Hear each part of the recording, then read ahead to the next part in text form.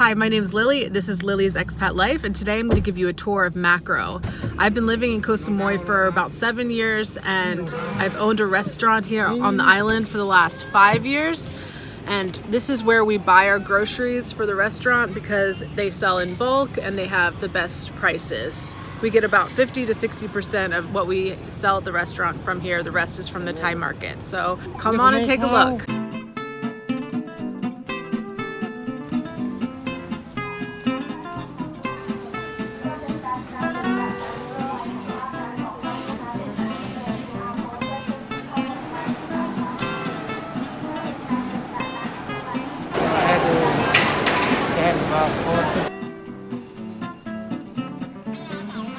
Makro has the best produce and the cheapest cheese and meats that you can find on the island. Look at the different varieties of apples. They have Granny Smith, Jazz apples, Gala apple, Pink Lady apples, Chinese Fuji apple, Envy apples, organic fancy apples, Smitten apples, so many different apples. Avocado. They have imported avocado, which are 79 baht per kilo, and then they have the cheap Thai avocados, and it's worth it to spend more for the imported because the cheap Thai ones, sometimes they never ripen, even when you put them in the paper bag with the banana, which is what you need to do if you're trying to ripen avocado.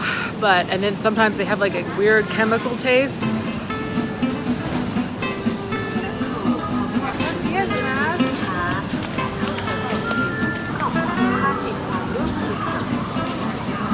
A lot of the herbs that they sell are really cheap, especially like the Thai ground herbs. Turmeric is only 67 baht, like $2. Your barbecue spice, Cajun seasoning. This Cajun seasoning is pretty good, actually. And it's kind of expensive, $15, $4.94.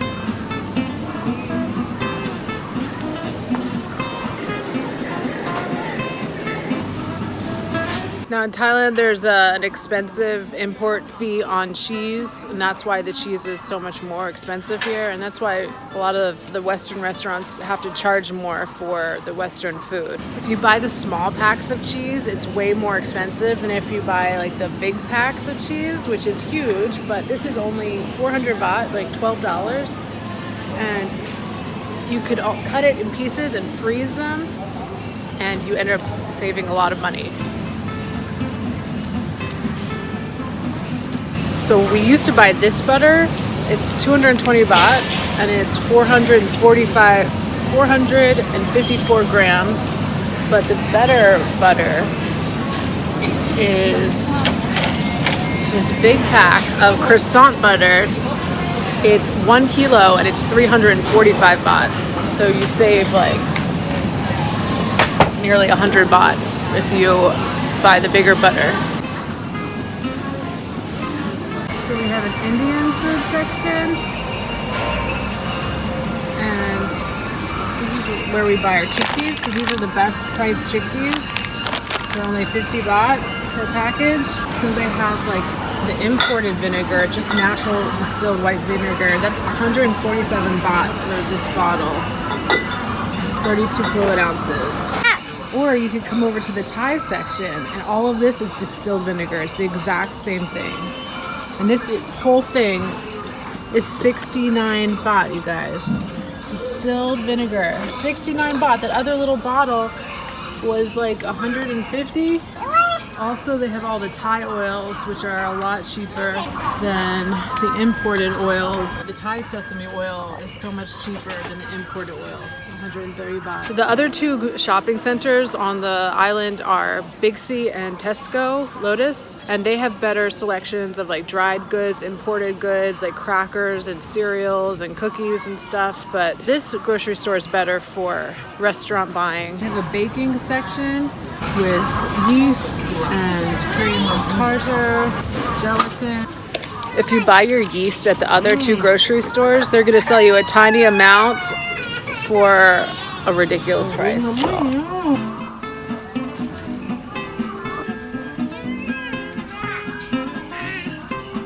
You get enough rice for us, Liv? Can you sit on top?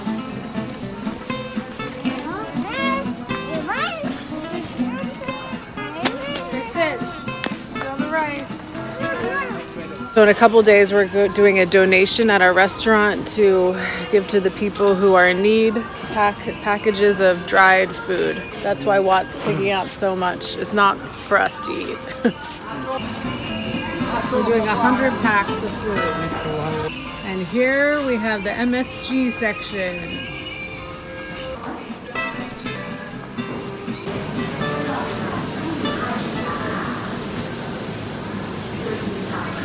So you could buy a whole fish here and then have Makro people scale it, fillet it, whatever it's called.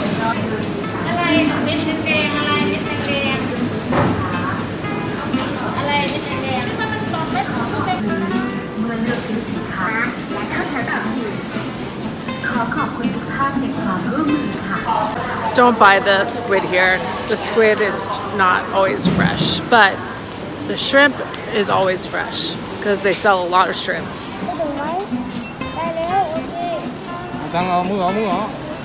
So to buy food here, you have to have a Makro card, but if you don't have one, they'll just give you one to borrow and you just pick it up over there. They'll show you if you don't have one.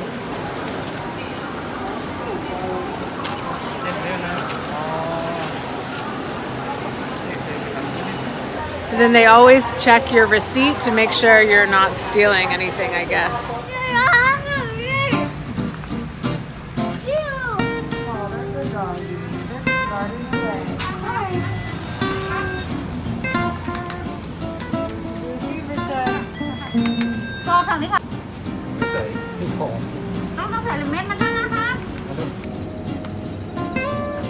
Coconut water. No sugar added.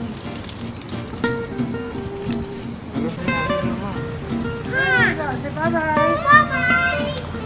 Bye-bye. Fresh coconut water. Welcome to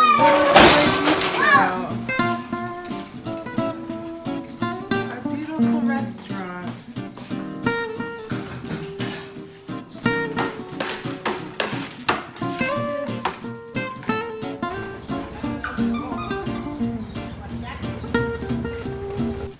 So when I first moved to Thailand, I got an education visa and I learned Thai, and I would go to class twice a week for 2 hours each class. And I was able to get like a 1-year visa, and that was probably in 2013, 2014. And then they got really strict on the visas in Thailand, and they've gotten increasingly more strict. So I don't know the rules now or the law with the education visa. But then Wat and I got married, so I got a marriage visa, which allowed me to stay in the country. And I had a clothing shop, and I registered the clothing shop business, and through the business I got a work permit, which allowed me to work.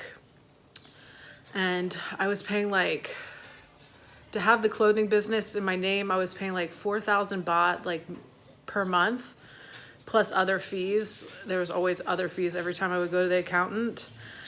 And what we ended up doing is closing the clothing shop because it just wasn't making enough money. And we opened a restaurant, and we decided to put the restaurant in Wat's name, which was like a really good decision because if it's owned by a Thai person, they pay like very, very little taxes. So then we had the business in his name, and I just had the marriage visa, which allowed me to stay in the country. Every year I get a renewal. Well, really it's every 9 months. I have to go, and then I do the process of having it renewed, but I don't have to go in and out of the country. And I have to go to immigration every 3 months just to show them my passport and sign something. It's pretty easy, but it is kind of annoying that you have to go there every 3 months. And under my marriage visa, it says I'm a housewife. So technically I don't work, or I'm not supposed to be working in Thailand. A lot of the people that work here work for hotels. So they're employed by the hotel, or they work at the school as teachers. Those are just the most common jobs here. And their employers have to deal with their visa, their working visa, and a lot of people have to go out of the country every 3 months, and That's really annoying. I know that's not fun. They usually go to Malaysia and they just do it's called a border run, and they just have to go across the border and get their passport stamped and come back into Thailand.